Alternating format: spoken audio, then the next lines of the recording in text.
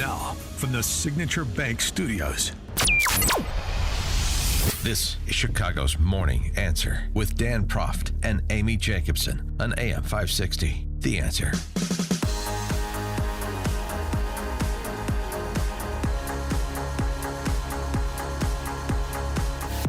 Top of the morning, Dan and Amy. Hill Dog is back.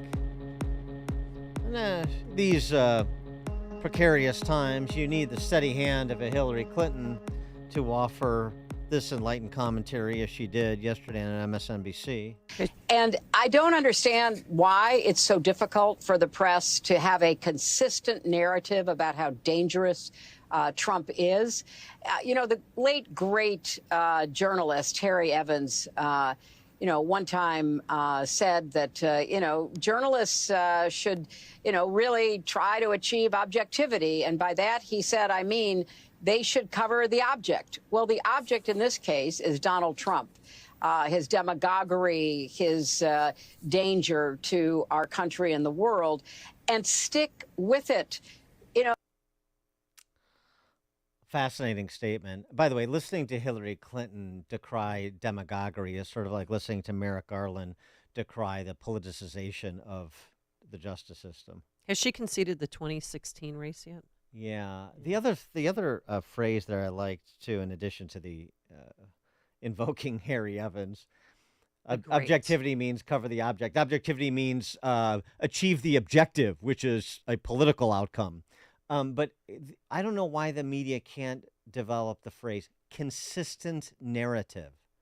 Is that reporting or is that storytelling? For more on this, we're pleased to be joined by Peter Berkowitz. He is the senior fellow at the Hoover Institution, former director of policy planning at the State Department. You can find his writings at peterberkowitz.com, and including a most recent column, The Press, the Professors, and Postmodern Progressivism, which I think these statements by Hillary Clinton nicely fit into. Peter Berkowitz, thanks for joining us again. Appreciate it. Good to be with you. Thanks. Consistent narrative. Why can't the press come up with a consistent narrative about Trump's threat to the Republic and just stick with it? Well, I got to hand it to you. You put your finger on exactly the right words, consistent narrative. That's a technical term. It's a technical term in the universities. It's narrative, especially consistent narrative. It actually means the opposite of objectivity as most people understand it. Most people understand objectivity as reporting the facts. Consistent narrative means getting the proper story right to serve our ends.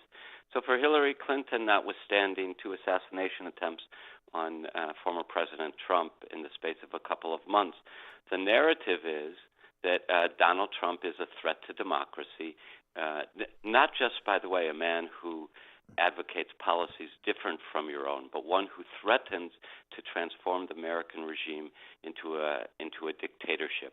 That has been the Democratic Party narrative. Any facts inconsistent with it, those must be suppressed.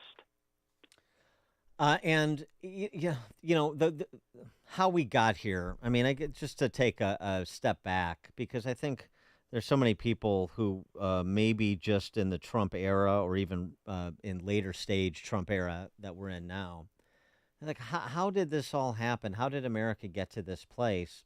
And in your piece that I referenced, you give a little bit of a historical perspective over the last 4 decades. Yes. Starting with what Alan Bloom documented in The Closing of the American Mind and moving forward from there, how sort of this, what I would call the new Bolsheviks, went from a soft approach to a much harder one. And I just wanted you to distill that for us.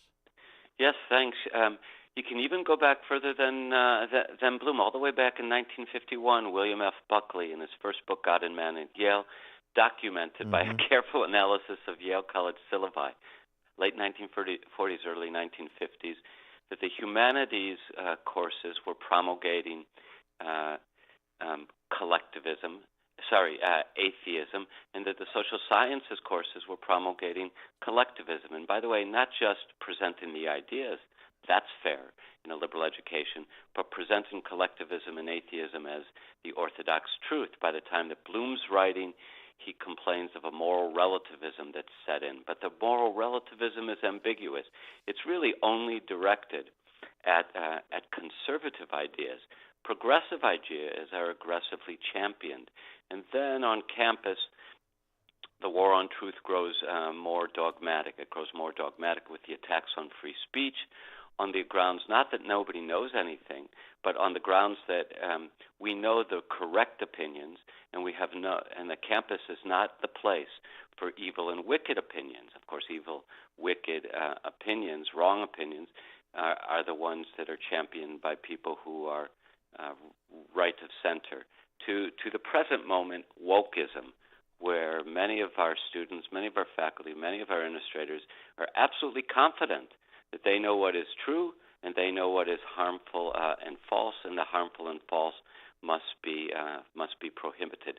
That's where we are, and our journalists today have been incubated in that world. So will wokeism ever go away, or we just have to learn to live with it? Well, we mustn't learn to live with it. There are reform movements underway inside universities, building other universities. I think we saw actually with the outrageous response on campus to the October 7th massacres in Israel by Iran-backed Hamas.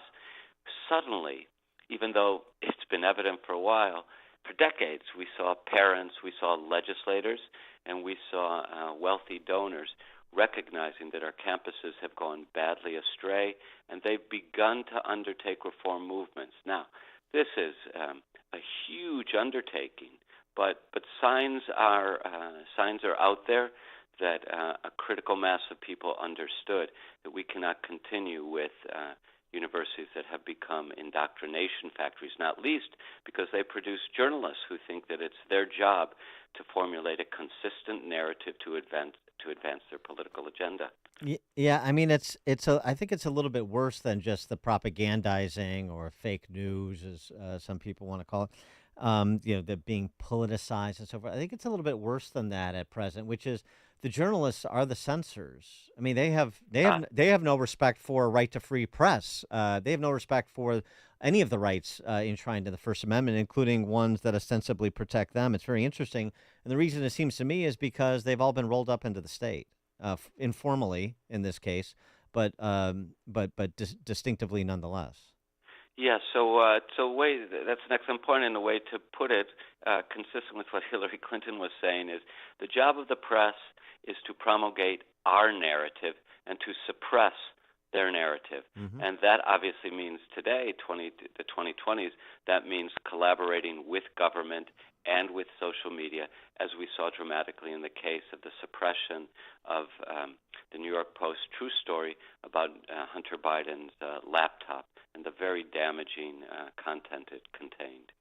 Well, what's happening on campus now, I mean, there doesn't seem to be any ability to shame Michael Schill, who's the president of Northwestern, was one of those who disgraced himself in front of a congressional committee, but he's still there. Well, I'm talking about the ugliness on campus after that October 7th massacre you referenced. And I'm sorry? Go ahead. I'm sorry. Yeah, and where's Northwestern today? Northwestern today is in the business of prohibiting fat jokes. Making a joke about a person's weight counts as, quote, harassing conduct that may create a hostile environment.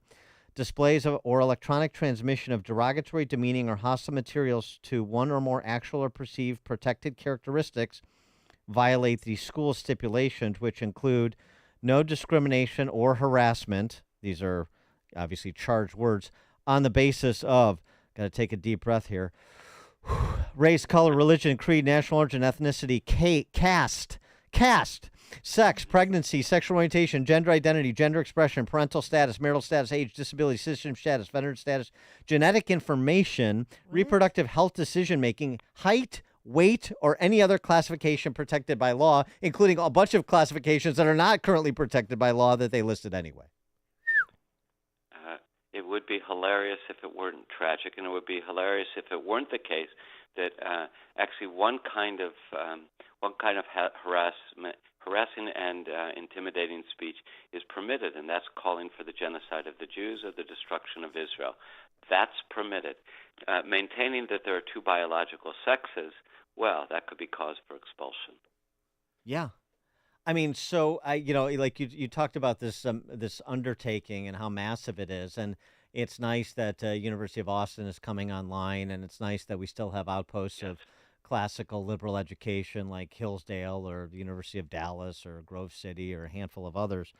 But I mean, I don't think the disgraceful conduct of former Ivy League presidents who then just get hired by another Ivy League school at a lesser position.